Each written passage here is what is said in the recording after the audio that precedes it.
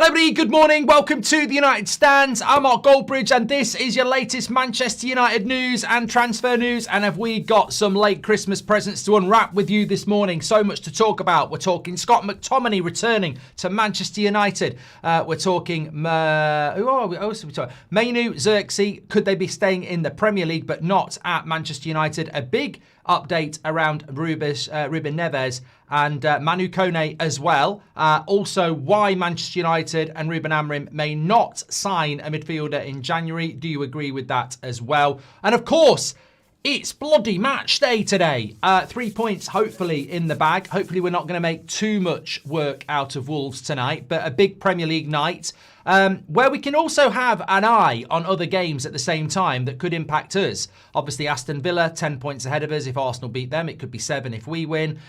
Chelsea playing Bournemouth. So exciting end to 2025 hopefully. And you can join us for that later. And now, you'd have to be joining us now to know about that later.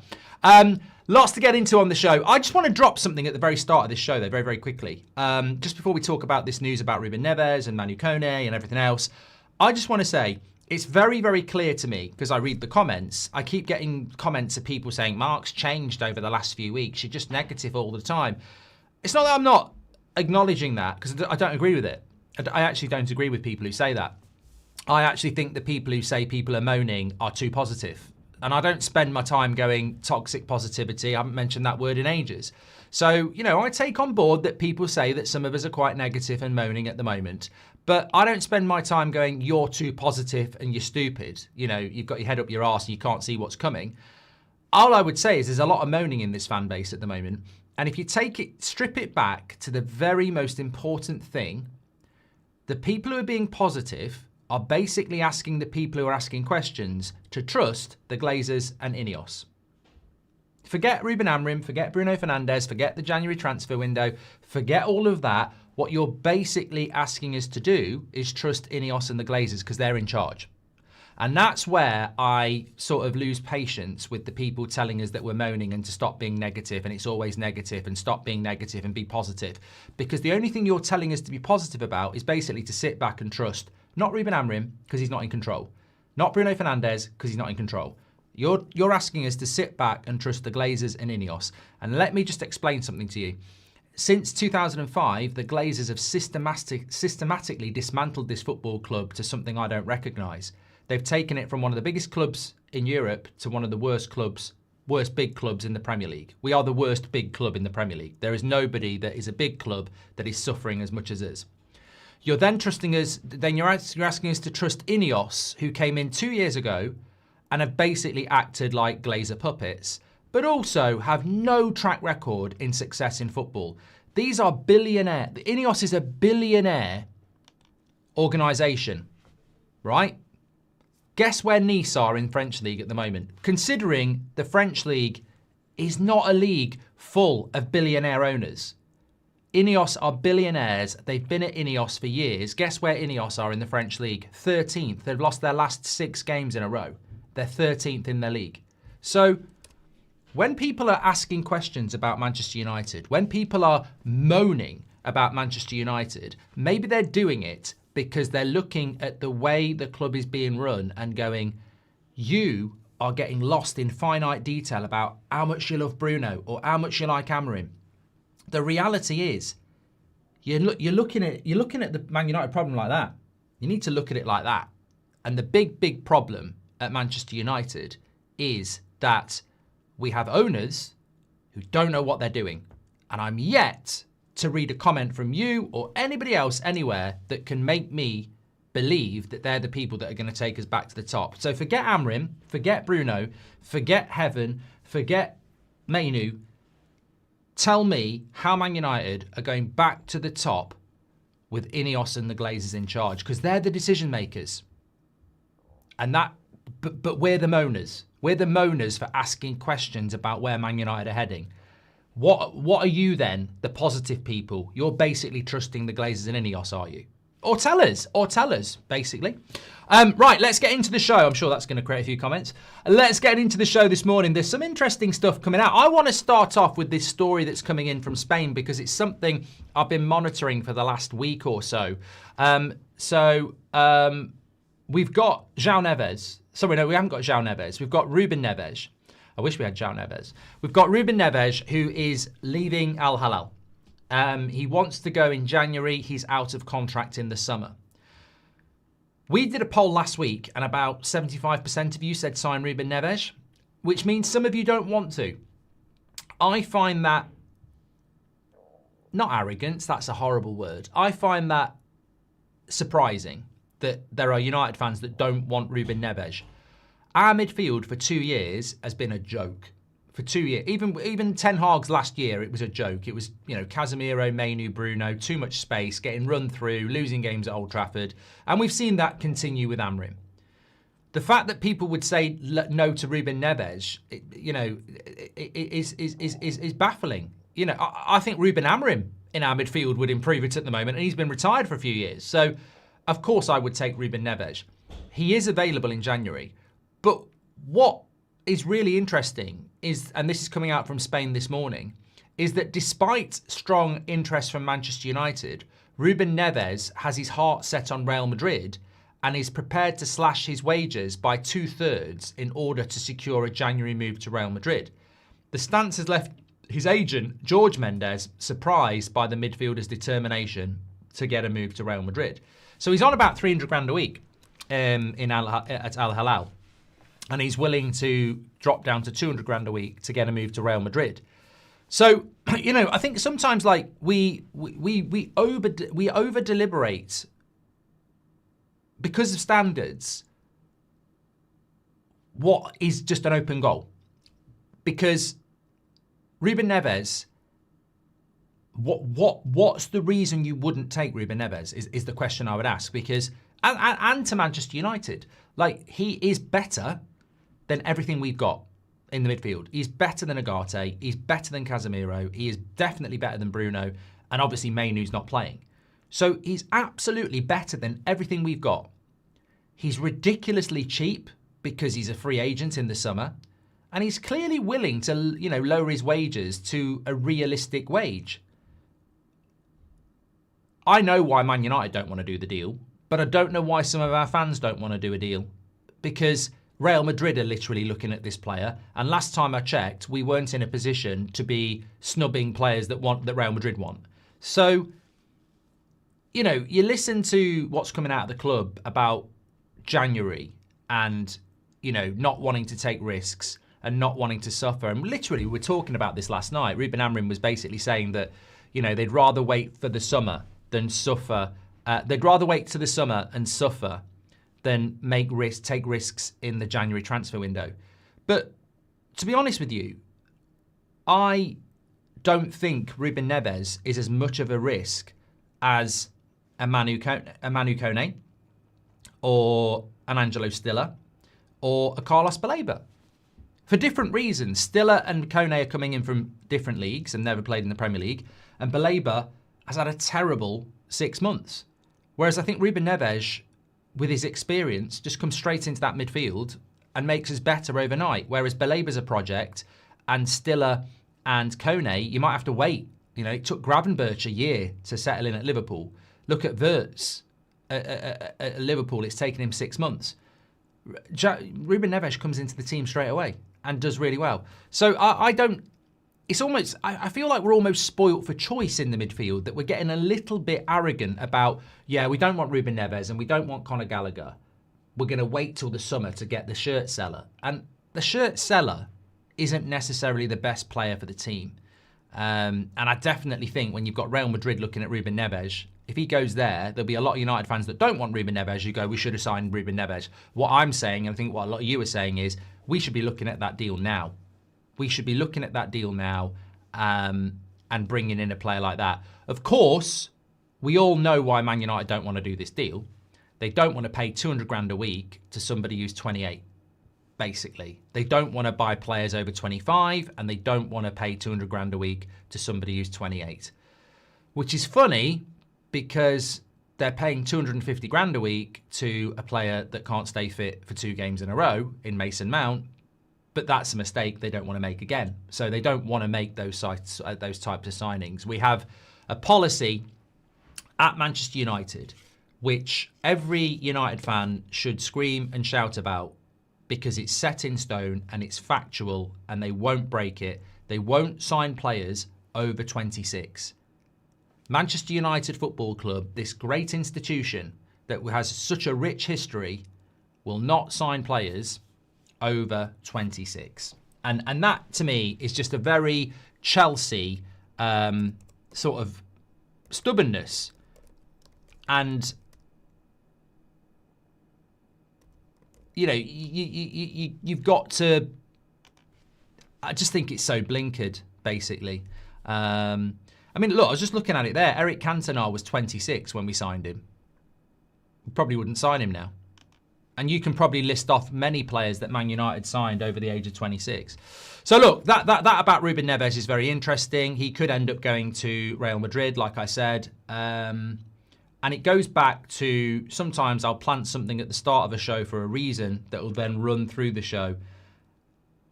The positive people in our fan base are asking us to trust the Ineos and the Glazers. Look, even Aidan Heaven, I really like Aidan Heaven. I've backed him from the start. I think he's a good player. I think a lot of people are waking up to that now.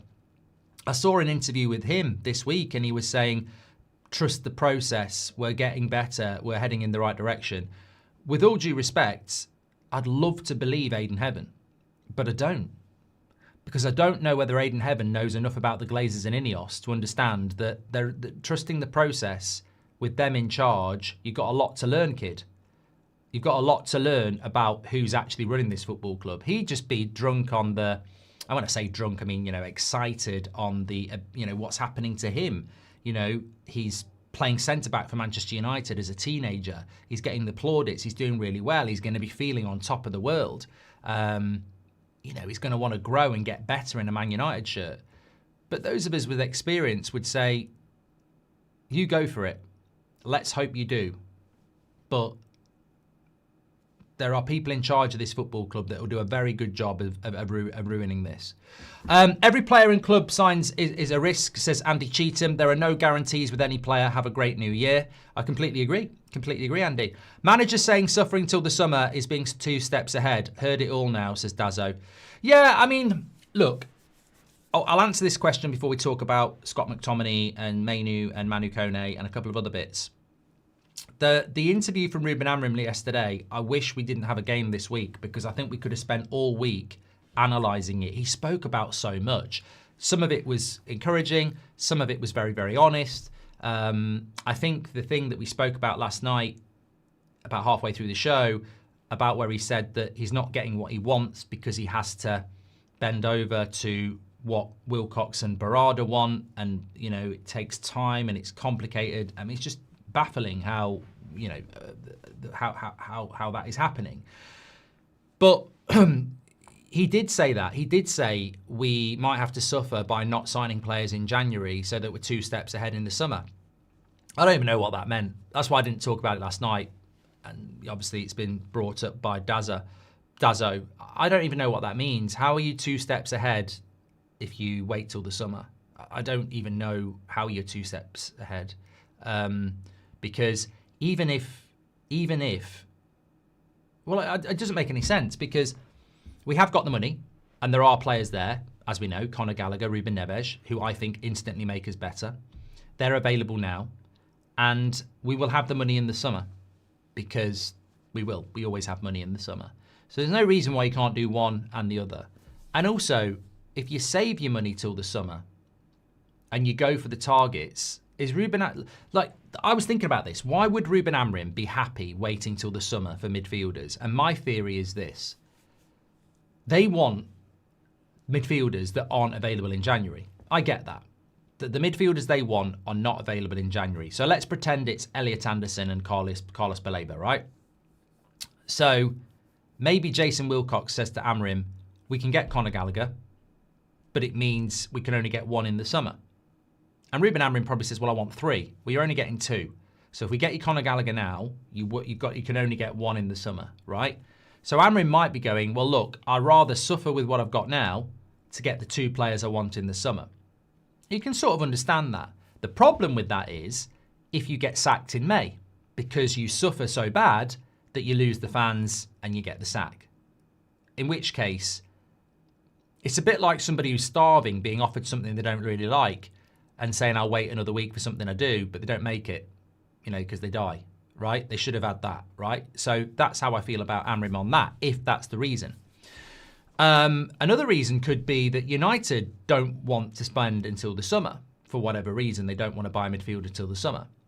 But the big problem is, and we all are aware of this, if we don't buy a midfielder in January because we want to suffer and wait for what we want in the summer, Ruben Amorim already must know that that is a huge risk, because there are players now that you can get that are going to make you better, but you're going to say no to wait for what you want in the summer. What happened last summer? What happened with the striker last summer? Liam Delap? No.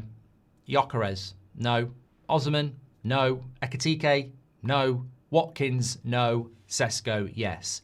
You got your 5th or 6th choice striker last summer, and you're going to wait for your midfielder in the summer this year and think you're going to get your first choice. You could end up with, we're waiting for my dream target in the summer. Elliot Anderson, no. Adam Wharton, no. Angelo Stiller, no. Manu Kone, no. Baleba. And you end up with Baleba. So that's what I don't understand. Like, Man United 100% will have been told by every midfielder they want, I'm not telling you yes now. Apart from Baleba. Baleba will be the only one they know they're going to get. But Elliot Anderson will have not said, I'll come to you in the summer. Adam Wharton will have not said, I'll come to you in the summer. There's no point. They could have Real Madrid after them. They could have Barcelona after them. They could have Man City after them. They're going to let their agent get them the best deal. So waiting till the summer, it's not even logical. Unless we're only buying one midfielder, in which case it's Baleba. And that's why we're not doing it. But if we're buying one midfielder, we're done. We're absolutely done. When the club talks about mistakes, I think they mean Casemiro, who was signed in a panic and ended up stuck on a huge 5-year contract, says the streets will never. Yeah, but signing Ruben Neves for 15 million or Conor Gallagher for 25 million is not the same as signing Casemiro on a 5-year deal on 350 grand a week and spending 65 million pounds on him, is it? At what? 29? So, we can't hide behind mistakes of the past. You've got to have... Look, football is full of risk, as Andy Cheetham said. Are Man United risk averse now? Is that what we are? We're not going to be out there in the market because it's too risky. If you want to be successful in football, you've got to take risks. If you're losing 1-0 into stoppage time and you don't throw a few players forward, yeah, you might lose 2-0, but you might get an equaliser. It's Man United's built on risk. Man United's built on innovation.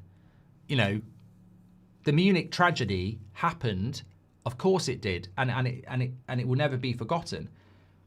But Sir Matt Busby took us into Europe because he saw that as the next step forward for football, and it was a risk because a lot of people in the English game didn't want Man United to be in Europe, going into Europe. But Sir Matt Busby saw that was the future of football.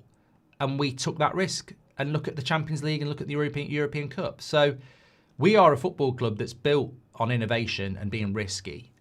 And we've now got people in charge that, as I say, don't know what they're doing. Ihar Rustad says, total agree on who are Glinios, but it is a pain to listen to rage Mark all the time. I haven't, mate. If you think I've been raging for 2 weeks, I don't know where you've been for 10 years. I can't even remember the last time I had a rage. Really, I've had a rant. I haven't had a rage. Mate, I used to rage quite a lot because I was in frustration about what was happening to the football club. I don't rage anymore because nothing shocks me. So I'm not raging, mate. Discussing Real Madrid interest in Neves is moot. If they want him, they get him. If we do, they never did. It was just agent talk, says Sanska. Well, that's just you making something up. I can make something up like that. And Lenny Oro came to us over Real Madrid, so I don't even know. You know, I'm talking about genuine news. You're just saying something that you've thought sounds edgy. Why did we stop protesting as much as owners got to go? Says Swan. I don't know. I don't know why the protests stopped. To be honest, stopped. I don't know. Jonathan, welcome to the... Jonathan, thank you very much for your super chat. And Knight May says, my boy Hezzy turned 6 today. Please wish him a happy birthday. A win today will be a good way to celebrate. What's your thoughts about Seller of Cologne? Mella, not Seller. Very good player. If he ends up at a Premier League club like Brighton, Sir Jim Radcliffe should be sacked. But I think he will end up at Bayern. But he's a very good player. Anyway, happy birthday to Heza. Hope he has a great day. And I think most of us are absolutely convinced that he will get a win on his birthday today because it's Wolves. Voisty says, in my opinion, I don't think it's stubbornness, Mark, just their direction after being burned by older players chasing a final pay packet. What's your opinion?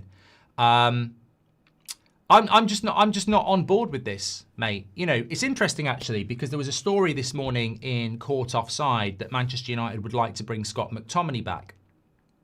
Scott McTominay's 29. Now, it's a greatly timed piece of story because, you know, I don't know which side you're on there, but you're basically saying it's understandable that Manchester United don't want to bring players in over 26 because they've had their fingers burned in the past. But that's from an analogy point of view, that's like saying we won't go on holiday to Miami because the last 3 times we've done it, it's rained. But that's because we had idiots in charge who booked that holiday in the rainy season.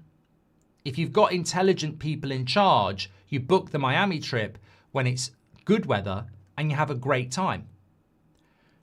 That's how I feel about not signing players over 26. Oh, a bunch of prats bought stupid players over 26 and it cost us a load of money. So let's not buy anybody over 26 again. No, let's buy people over 26 and recruitment people who know what they're talking about. As I said yesterday, Modric signed for Real Madrid at 27. I could give you 10. If you gave me 1 hour, I would come back with you with 50 players aged between 26 and 30 that would make Man United better. 50, easily. It'd take me an hour.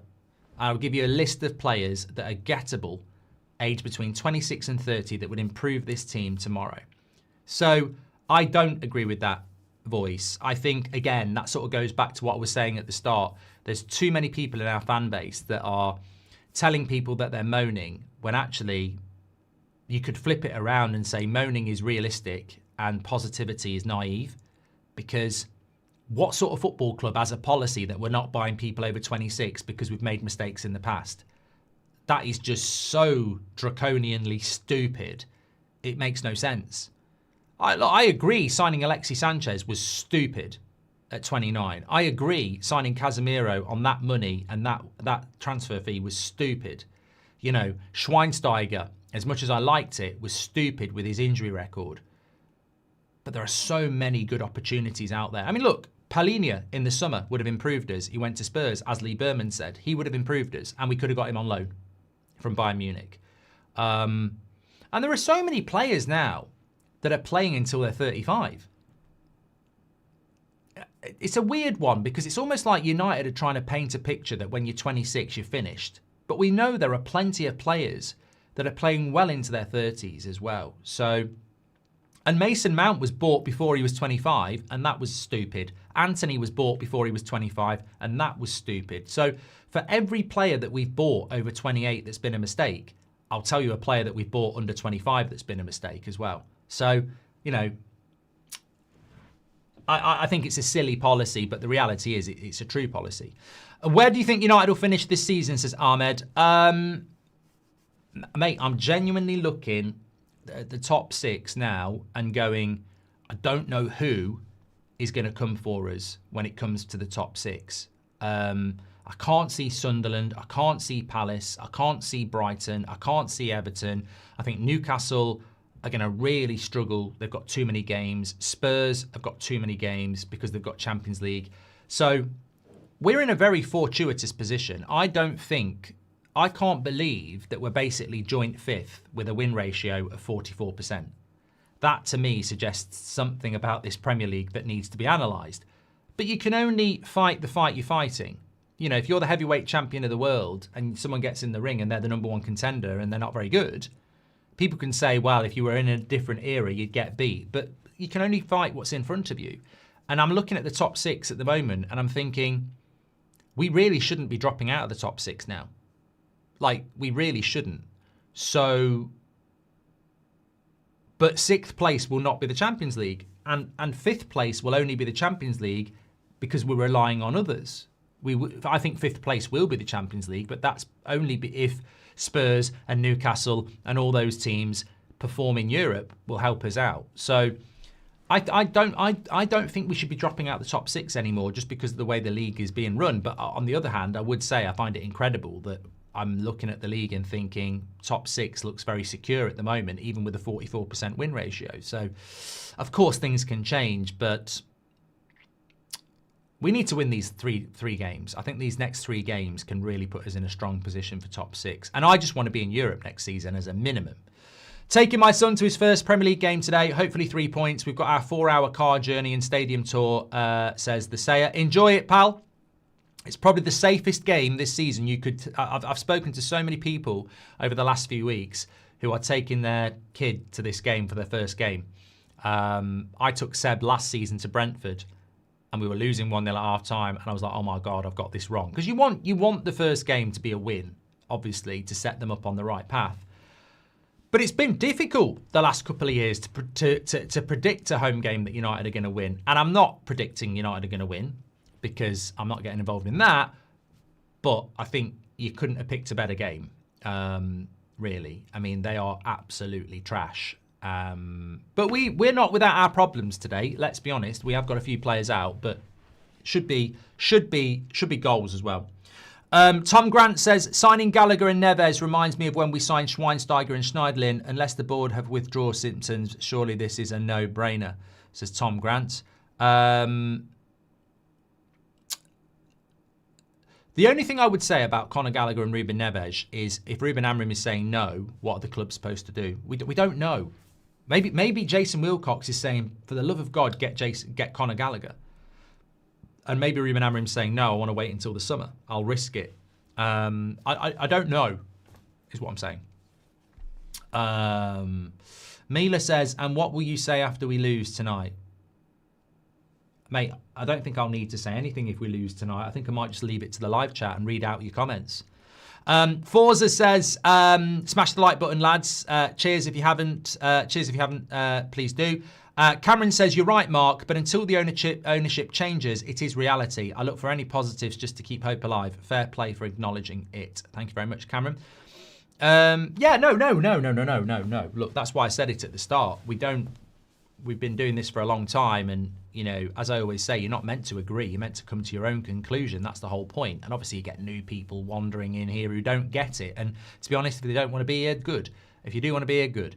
But I haven't got a problem with people being positive. What I have a problem with is people constantly saying, oh, the negative stand. Oh, you're always so negative. And I'm like, but take away. Sometimes try and walk in other people's shoes. Do you think everybody who isn't happy is just moaning? Or do you think they're actually looking at the state of the football club and going, I don't see this getting any better? And it's not about Ruben Amorim. I said this last night. You can sack Ruben Amorim. You can keep Ruben Amorim. The next guy will be in the same position as him and Ten Hag. Like, it amazes me that people actually think changing the manager will make anything better. You're still going to have the same squad and you're still going to have the same owners. You're basically still going to be a shit sandwich. So, yeah, I get why people talk about changing the manager. But honestly, I've got no excitement about doing that because I don't think it will change anything. The only thing I want to see is a change of ownership. And as I say, when people say you're moaning, please answer this. Why are you so positive? Why do you trust Ineos and the Glazers? Because that's your positivity path. There's that if you think things are good and they're going to get better, that means you trust the Glazers and Ineos because they're the people that are going to guide us out because they are in charge. And what I'm saying is, over 20 years, the Glazers have factually made us worse year after year after year. We finished 15th last in the summer. That's the lowest we've ever finished in the Premier League. So it's getting worse. We lost a cup final to Spurs. So things have been getting worse over 20 years. As for Ineos, 2 years, and things are getting worse under them as well.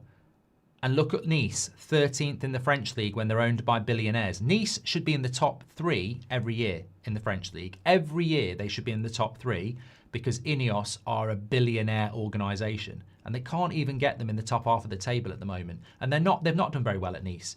So you're asking us to trust the ownership. And the media don't discuss this, to be fair. The media make it about Bruno. The media make it about Amorim.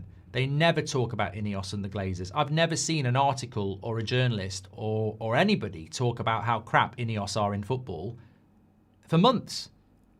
And I've not heard anything about the Glazers for months.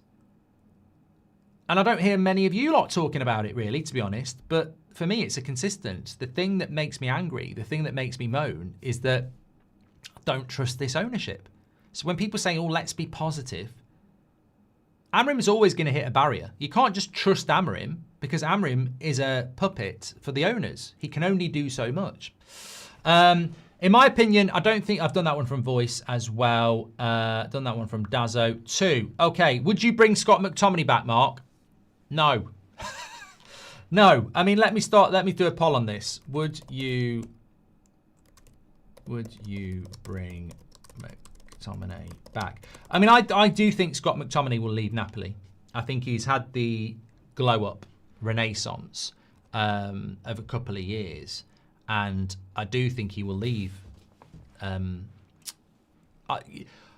what Scott McTominay's like, I think he wants to come back to the Premier League and prove himself. I think he thinks he's better than what he was at Man United, and I think he will want to come back. I don't think we should bring him back. I don't think we should bring Rashford back.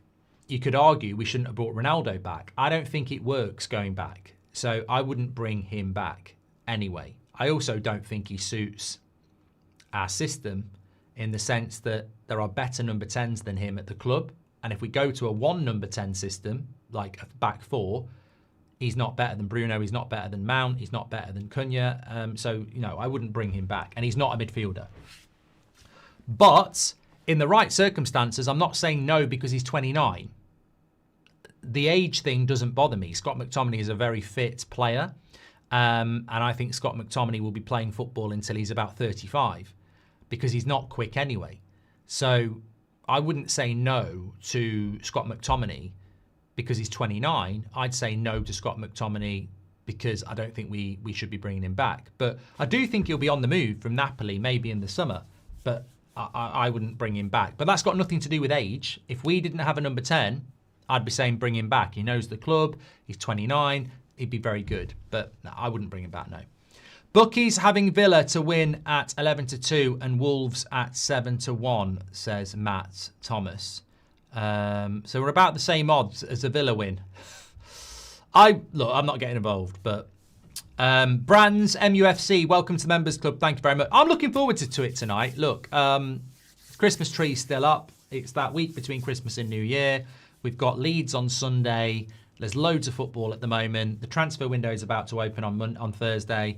Loads of football is always a good thing. It's been a crap season in the sense that we've had to wait so long for games, haven't we? And what I've enjoyed about December and January is that we actually have got a couple of games where we play midweek. It is like Christmas. Man United having a midweek game, not having to wait all week. So I'm looking forward tonight. I'm looking forward to it. And you know what? It's 3 points. And they are the shittest team in the league, but we should score a few goals. It'll be a nice atmosphere for the fans in the ground, be a good atmosphere for us on the watch along, and we get 3 points, hopefully. So, look, I realise people are, this is what the Glazers have done to United. Like, there used to be games at home where you'd go, it's about how many we win by. We're playing the shittest team in Premier League history, and some people are still worried about it at home. So, I'm not sure you're right. I think Kone and Mbeumo are 26. I'm 100% sure I'm right, mate. I'm 100% sure I'm right. Kone was 26 in May, but obviously we basically had that deal done there. So, just 26, whatever, basically 25. And Mbeumo is 26, but he was 25 when we signed him as well. So, Kone was probably 26 by 2 weeks, if we're splitting hairs, and Mbeumo was 25 when we signed him. But we're not signing players over 26. That's not happening, is it?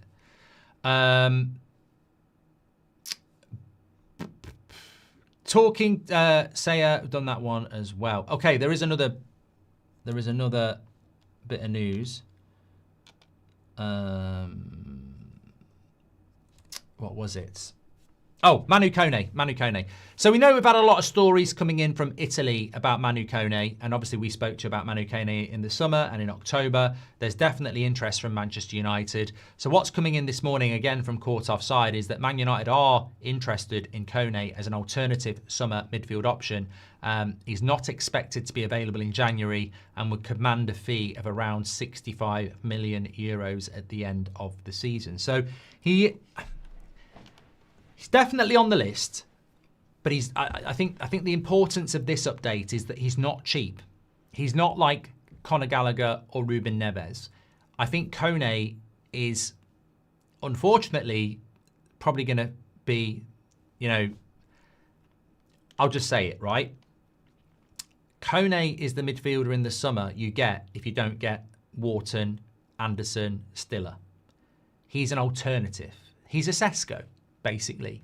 He's the player that could be a good signing, but he's certainly not in the top 3 that we want in the summer, which is exactly why I think we should get a player in January, because it won't be that long in the summer before you're down to option 4, 5, and 6 for your number 1.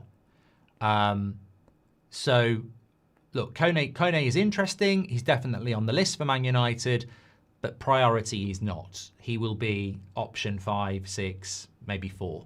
He will not be option 1, 2, or 3. But he becomes very realistic very, very quickly, because if you don't have Champions League football, you won't get Elliot Anderson. You won't get Adam Wharton. So Kone could well end up being a Man United player in the summer, similar way that Sesko ended up being a Man United player this summer, because he's going to be down the list of priorities. So I think that's a fair assessment on Kone, and he's certainly not a January option. Another interesting story that came in this morning, it came in from iPaper. I mean, look, I throw this in because I can't see Man United doing it, but I wouldn't... I don't know. I think you've got to have a certain mindset for this. I don't mind doing this. Some of you probably do. So Everton are considering loan moves to sign Manchester United's 20-year-old midfielder Kobbie Mainoo and his teammate and Netherlands forward Joshua Zirkzee. Both have struggled for minutes under Ruben Amorim this season. I would bloody love to see Mainoo at Everton. I would love it. I would love to see him at Brighton. I would love to see him at Crystal Palace. I would absolutely love this. I would almost use the word cowardice that we don't let it happen. Because, one, I don't think United are going to let him go anyway, which I think is poor. But two, if we're going to let him go, it will be Napoli or Spain or Italy. But if Mainoo went and played for an Everton or a Brighton and did really well, he's literally the player that we would want to buy in the summer if he was at Everton in the first place. What I'm saying is, if Mainoo was an Everton player and he made his debut for Everton next week, and then he played really well for Everton between January and the summer, we'd all be saying, sign that Mainoo. So for me, he's a Man United player, and they say he's got a future at the club. Loan him to a Premier League club. Loan him to a Premier League club, and if he does really well, you know he's the right player for your future and he wants to be part of that future. If you don't loan him at all, you're just ruining his career. And if you loan him to Napoli and he does well, people will go, well, it's great that he's doing well in Napoli, but we all know the Italian league is a bit slower than the Prem. So we won't do this, but I would be all over. Zirkzee's different. Zirkzee's a player that they want money for. So Zirkzee to Everton, I'll put my hands up, doesn't make any sense. Loan Zirkzee to the Italian league. They love him in the Italian league. Do it with an obligation to buy. He goes, you get some money in. But Mainoo, and I don't think this is being discussed enough, what is it we're looking to do with Mainoo? Because I don't know, and you don't know. If you're looking to sell Mainoo, send him off to Napoli, collect your 40 million in the summer. If you're looking to build Mainoo, send him off to Everton, let him get some first team football in the Premier League, and then bring him back, and he's raring to go for next season. If you're just going to be pedantic, stubborn twats, don't let him go anywhere. So there's three options. If we're looking to sell him, then Napoli's the place to go. If you're looking to develop him, Everton's the place to go. Or if you're looking to fuck him over, don't let him go anywhere. And let's not forget who's got the power in this position. It's Manchester United. Personally, I want to see him going to Everton or a Premier League club where I go, we're only going to play you once. You won't be allowed to play against us, but every other game, go and tear it up. Show us what you're all about. Come back in the summer. Let's do some work, you know? The chances of that happening are minimal, but it makes total sense. Total sense. Let me have a look what's going on in the chat. Got nearly 10,000 watching, and we've not hit 1,000 likes. Thanks, everybody. Remember, we're live every morning at 10 o'clock throughout the year. But also, obviously, January transfer window, we'll be reacting to all the stories. So this is the place to be, the United Stand. Make sure you subscribe, bottom right-hand corner. And obviously, every match day, we are live from an hour and a half before kickoff with, actually 2 hours before kickoff. We go live with the countdown to kickoff in our Manchester studio. So we'll be live at about 6 o'clock tonight. I start at half an hour before kickoff, watch along, match reaction, player ratings, and then back to the studio for the fan forum. And we're live every night at 8 o'clock as well. And 2 o'clock, so get involved. Welcome to the United Stand.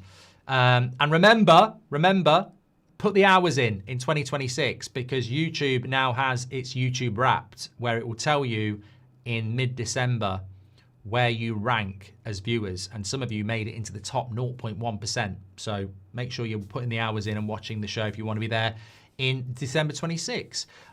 Big up the community. Send him to Everton and forget, says Hussein. Cameron says, fair play, mate. Totally understand where you're coming from. Certainly sad times. Congratulations what you've created. Much respect. Happy New Year. Well, I appreciate that, Cameron. Thanks very much for your super chat. You know what? I read the comments. And some of the comments I don't agree with, but they're well put together. Some of the comments I do agree with. Some of the comments I agree with, but they're crap. You know, they're just really blunt. And some of the comments are just not useful to anybody because they're not listening. You know the video I did on the formation yesterday? Basically, I did a video on the formation yesterday that Amorim spoke about, and I basically said I agree with Amorim not changing his formation until now because he would be undermined. I just want him to stick with this formation. The comments were, stop being so negative. Yeah, I was like, I literally wasn't negative. You've just come on the video and you've been negative. And those are the comments that need to be deleted because they just don't watch the video and they don't add anything to it. So if you're going to say something, I read them, make sure you've watched the video, and then you form your opinion. Because going on a video and saying stop being so negative when it literally wasn't negative is a waste of time for everybody. But also, maybe I want to understand why people are positive. That's what I'm saying. It's self-serving. I want to understand why people are so positive. I want to understand why the positive people are telling the negative people to stop moaning. Because as I said at the start of the video, my negativity or realism comes from the fact that we're owned by the Glazers and we're owned by Ineos, and I don't trust them. And I think to be positive, you have to trust them because Amorim is not in charge. He's just the manager. And as I said, Ineos have sunk Nice, even though they're one of the richest clubs in the French league, and the Glazers have destroyed this club over 20 years. If the owners change, I think things change, but the owners are still the same. And does anybody else actually, just quickly before I carry on, does anybody else actually feel like something's changed at this football club over the last 18 months. It's like all the protests, all the frustration towards the owners has died. Died. And yet, things have never been so bad. There are no movements at all to do anything about the owners of our football club. It's dead. I don't know why. Some people are saying, is there any backhanders going on? You know, have people been promised stuff? I don't know. I don't know. But it has died a death in relation to activity around change of ownership, which is strange because things have never been so bad. It's almost like we've got new owners and we haven't. We haven't. Araki says, Beth comes in with an idea for a video. Is that not a back and forth? I think this is the same, but the problem is the club are stuck with that asset. Being responsible is not the same as being incompetent, says Araki. Oh, I think you're talking about how, okay, so Ruben Amorim and Jason Wilcox and Omar Barada sit in a room and they decide what they want to do. You're saying if Beth says to me, I've got an idea for a video, do you not do the same? Yeah, we do. We do. And I will always try to, obviously it's less work for me if Beth comes up with a good video and Beth does stuff. So as long as it's a good idea and we talk it through, we'll do it. If it's a really, really bad idea, it won't happen, in my opinion, and I'll take responsibility for that. I mean, that doesn't happen, but I'm just saying if Beth comes along and says, you know, let's do an hour live show on why Fellaini is the best player we've ever bought, I'm going to politely decline that, and we're not going to do it. Where that differs from Manchester United and Amorim is a manager who has to go out and perform twice a week in press conferences and on the pitch. And therefore, if you're saying no to him, why is he here in the first place? That's where it differs. A democracy board making decisions is absolutely fine. But when you've got a manager, surely you've got to give them as much as the things that you can give them. You can't be saying no. Otherwise, when they fail, who is responsible for that? Okay, right. Let me have a quick look. Brilliant, super, smashing, great. I just want to make sure. Off to Old Trafford for the girlfriend's first game, says Kevin. She better not be. I tell you what, if we lose, dump her, Kevin. You know, I'm all. You know, that's different. You know, if it's taking your kid for the first time, you know, you're trying to get them to fall in love with football, etc. If we lose, Kevin, it's on your girlfriend. She's jinxed it. Now, I'm only joking. I hope you have a great time, and hopefully it's another person that falls in love with Old Trafford and carries on that legacy. Baz says, you are 100% correct in your assessment of Ineos not understanding how much it was going to cost to back Amorim. I think there is a lot of things that Ineos don't understand, mate. And I think there's a lot of things they do understand. Petrochemicals, for one. But football, no. I don't even understand some of their appointments. I don't even think Omar Barada makes sense. Oh, the COO of Man City. So fucking what?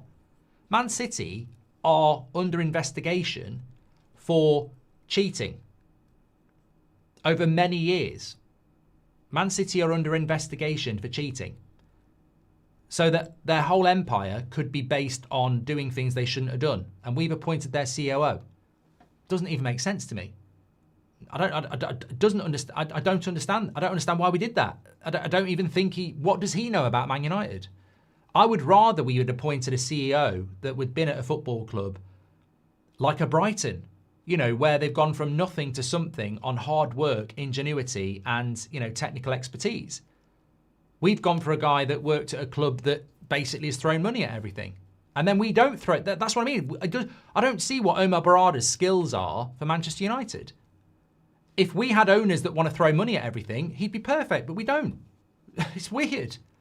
It's like getting it's like having the best butchers in the village and then getting a vegetarian to come and run it. They're completely different. As for Jason Wilcox, as our director of football, he had 1 year in senior football at Southampton in the Championship and everything else with youth.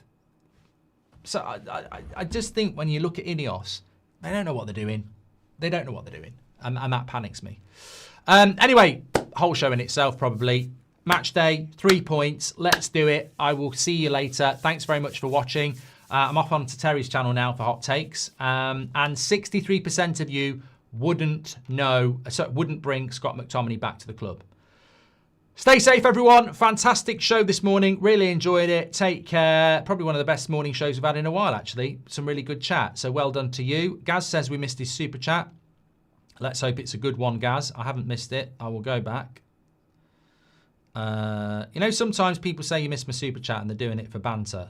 So he might be. Florian says we won't reach top 4 if we wait till the summer. Being qualified for the Champions League gives us a better position. Exactly. Robinson Crusoe says I'm off topic, but I'm expecting my first child. Is Alonso a good first name? It's big in Spain. Put that to the chat.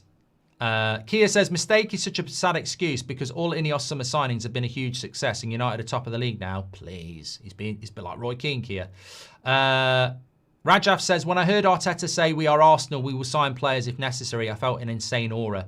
Then I felt sick after looking at what United plans to do. Yeah, if you didn't see what Mikel Arteta said yesterday, he basically said, despite buying loads of players in the summer, we will be active in the window. We're Arsenal. We've got to be. What system does under-18s play? Are they adapting to Amorim? No, Maz, they're not. And Gaz, here you go. He says, Man United fans have a problem that if a player isn't 50 million plus and value, they pay that. They aren't good enough. When you should be asking, what does our team need and will this player make us a better team, says Gaz. Look, I understand that, Gaz. I think some people do want to sign players that are, 50 million plus because it's extravagant. You can buy a shirt with their name on the back. But history shows you that you can buy a free transfer. You can get someone for 20 million. I want good players. Sometimes a 60 million pound player is not as good as a 15 million pound player because the 15 million pound player is 28 and only has 6 months left on his contract, and the 60 million pound player has loads of people after him and has got potential. I think we need the 15 million pound player. And on that bombshell, thanks everyone for watching. Stay safe. I'll speak to you later.